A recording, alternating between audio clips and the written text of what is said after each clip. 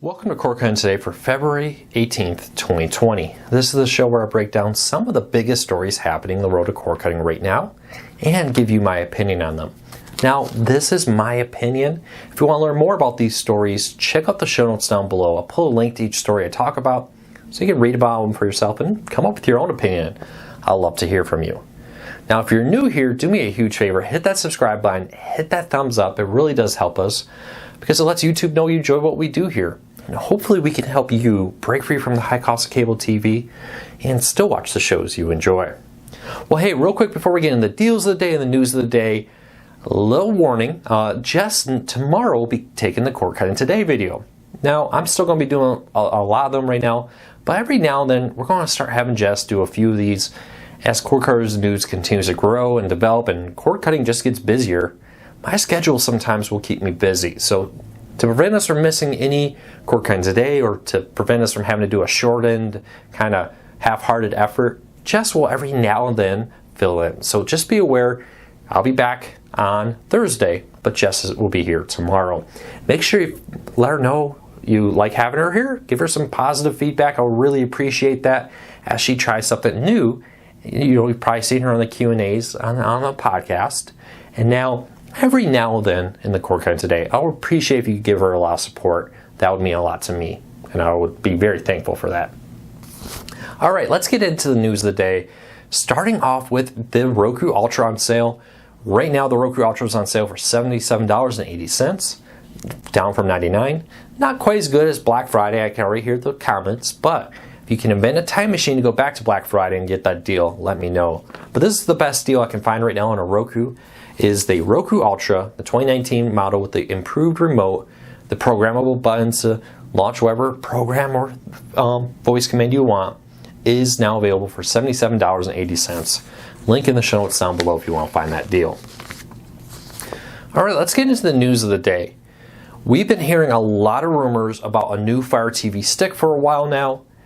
It is kind of due for one, and recently in Canada, supply has dried up. When people have been complaining like, hey, why can't I find a Fire TV stick at mini markets and on Amazon.ca, the Canadian version of the website, Amazon customer service has started to tell people, hey, we have a new Fire TV stick model in the works and we're producing it. That's why we're running low on stock here. Do I believe that? I actually believe they're working on a new one. Do I think it's to blame for the shortage in Canada? Maybe not, and I'll explain. The stock here in the US seems to be perfectly fine, but in Canada and a few other markets around the world, they are drying up. That is a typical sign of a new Fire TV model. Though usually we see it in the United States first, as the US gets the new stick first and then it rolls out in other markets later. So to have the US with stock instead of Canada is a little unusual for one. Also, the timing's a little weird. It's kind of early. Usually we get a Fire TV stick in the spring quarter or in the fall quarter. Rarely do we see it in the March kind of time frame, which was what would point to if we're actually starting to see these signs right now. But the Fire TV stick is one of the older Fire TV or streaming players of the big three streaming companies currently on the market. So I could easily see them updating it. They're actually due. The HD version is starting to show its age. The 4K is still very powerful, a great streaming player.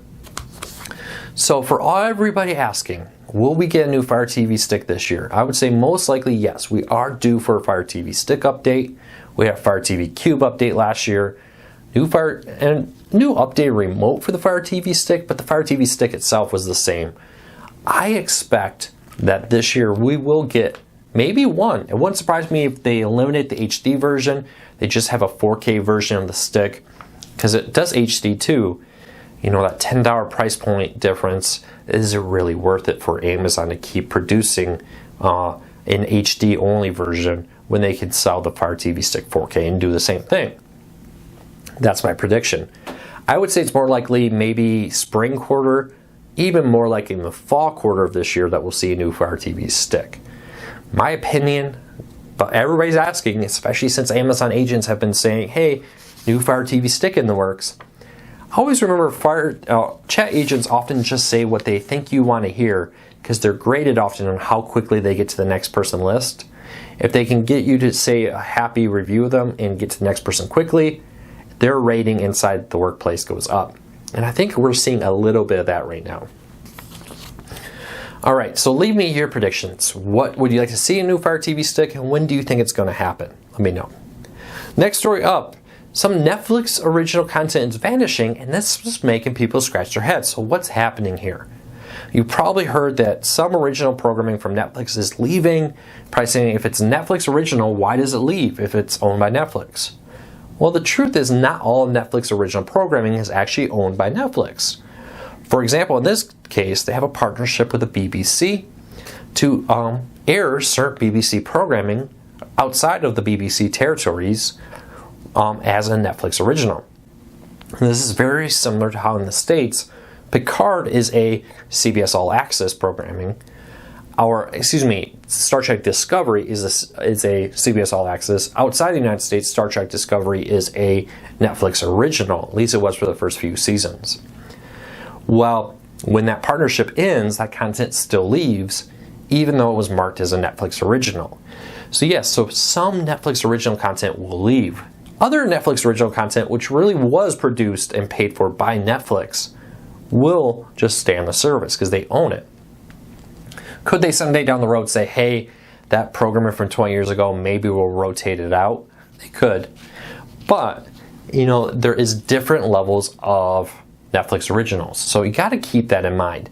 Just because it has an original Netflix tag next to it doesn't necessarily mean it's a Netflix owned product 100%. It just often means that they have exclusive distribution rights inside that country. So keep that in mind. But let me know if you found that confusing. Leave me a comment. AT&T has unsuccessfully attempted to sell their AT&T sports nets. A lot of cord cutters have been hoping this happens because AT&T sports nets, there's I believe 4 of them. Correct me if I'm wrong, but I believe there's 4 AT&T sports nets. Are one of the few remaining sports nets out there that are not widely distributed. Pluto TV has the Houston version, and that's the only one I know of that has a streaming deal with something like Pluto TV, Sling TV, YouTube TV, etc. But AT&T had reportedly been trying to sell it for about $1 billion in order to get some of their money back to pay off their huge debt from buying DirecTV and Time Warner and other operating expenses. But according to reports from the New York Post yesterday, AT&T only received bids for about $500 million, about only half of what their target was.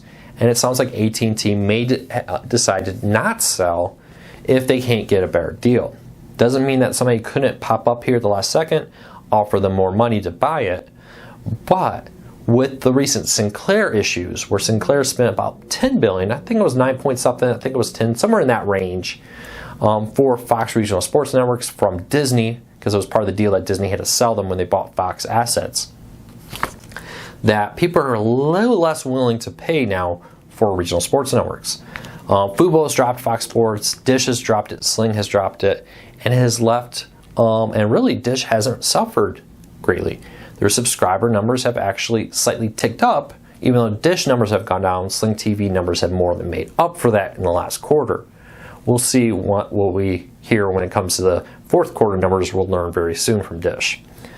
But good news or bad news for cord cutters? The bad news is, for now, it still doesn't look like AT&T Sportsnet is coming to any. The hope was that it would sell, cord cutters would get a new owner, and that owner would be more interested in bringing it to a cord cutting friendly service. We'll see. The other question here is, will AT&T now put effort into it? Say, hey, we got these sports nets. They're not selling for what we want. Let's go try to get wider distribution by partnering with YouTube TV, bringing it to their own AT&T TV Now service, which they still haven't done. But for now, we'll have to wait and see what happens.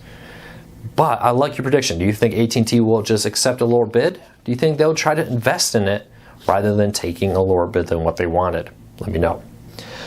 All right, Pluto TV has added 3 new channels, including the new NBC Now 24/7. So NBC News started off last year streaming for a few hours a day, live free news in their app, especially produced for the app. Now NBC News Now is going to go live later this year with a 24/7 stream. And in preparation for that soon to launch 24/7 feed, where there's going from like the afternoon to 24/7 like CBS News' app, they've been bringing it out to more services. So NBC News Now appeared on Zumo recently. Now it's on Pluto TV. And I wanted to say it was somewhere else, but I can't remember where it was.